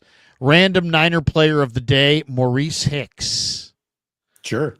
Thank you. Let's see. I can see your Maurice Hicks, and I come back with a Dan Audick. Dan Audick. There you go. I'll see you both with Delaney Walker. Delaney Walker. There you go. All right, that's going to do it for us. We're an hour and 43 minutes in. It was one of our longer wake-ups. Maybe that's the weekend extravaganza part of it. We'll be Damon, back on Monday. We're back on Monday. Have a couple days off, and then we'll be back on Monday morning. But that's going to do it for us. Damon, what do you got planned the rest of the day? So again, kids at home, family coming over for a little dinner. I'm going to be barbecuing 2 whole chickens on the grill. Yeah, so we're going. How are you doing that? Are you going beer can chicken? Have you done the beer can chicken? I have done beer can chicken. Love it. Yeah. Wonderfully moist chicken erupts from that. I'm going for a little bit more of a smoke on this chicken. I've got, again, that slow and sear, which turns my Weber grill into a little bit of a smoker. Nice. And so we're just going to gently cook and bring up to temp 2 whole roaster chickens. And we've got family coming over tonight. So we're going to that sounds really nice. Barbecue chicken dinner. Oh, that sounds so good. All right, that's going to do it for us. For Damon, I'm Larry. What are you doing, Larry? What are you doing? Well, you know what? It's kind of a weird day. It's like normally, on a Saturday, I like to watch my high school. I've had Kev and now Ben and now Christopher. They've all played high school baseball, so they always have high school baseball. But high school baseball ended last week, so the season's over. So I don't know. I mean, my wife and I bought some bikes, and we live in. Bike? Oh, I'd love to see the 2 of you on a tandem bike together. It's not a tandem bike, but we have bought bikes, and here in Walnut Creek, there are trails that will take you everywhere. I mean, you could go to Concord, you could go to Pleasanton, you could go to San Ramon, you could go to Pleasant Hill. I mean, you have every direction possible. There's trails. So I might hit the trail. It seems like a really sunny day. I don't think it's very hot today. So it seems like a perfect bike riding day. If my wife is doing something where she does, I won't bike ride by myself. So if she's got something going on with one of her friends, I may hit Lenardi's and decide what I'm going to queue. I got my middle boy Ben works at Lenardi's. So I'll go. So it's really cute seeing him. Family discount there? No, but you get. He's a bagger, and I love that kid. He's a great kid. So anyway, I may do a little barbecue. I'm definitely going to watch a little Giants A's. Are Giants A's daytime today, or are they nighttime today? Great question. It's whenever Wilmer Flores wants it to be, because apparently he's the man now. So he's gonna. Oh my God, Wilmer Flores last night. Jesus, Damon, that was an amazing performance last night. Giants A's is 6:05. So I'll probably do a little Giants A's. I'll probably do what you're going to do. A little barbecue and just hang with the fam, and looking forward to it. So, well, hey, look, we throw compliments around like manhole covers over here. Let me just say, you've been crushing it, man. Get outside today. Your commitment to covering the 49ers has drifted all the way into he might need to be put in a straitjacket and in a rubber room. So go enjoy yourself today, Larry. Get outside, get a little sun. I think I'm going to get a little sun. I've been throwing the weights around. I've been trying to get back to. I want to see if I can bench 300 pounds again, and which that would be really, really hard because I haven't done it for 20 years. Yeah. But I put up 225 yesterday, 3 or 4 times, and I'm making my way to 3 bills. So if I can get to 305, that's my goal. So I'm going to do some weightlifting. I don't know if I'm going to do it today, but definitely be queuing later today, and have a great Saturday, man. For Damon, I'm Larry. Thanks to our sponsors. Thanks to Ike's. Thanks to Pig and a Pickle. Thanks to Sharp Corner Sports Cards and Collectibles. Thanks to Sammy, who was on with us earlier. Thanks for all the supers, to all the people who threw supers our way. Have a great Saturday, everybody. For Damon, I'm Larry. Peace. Bye.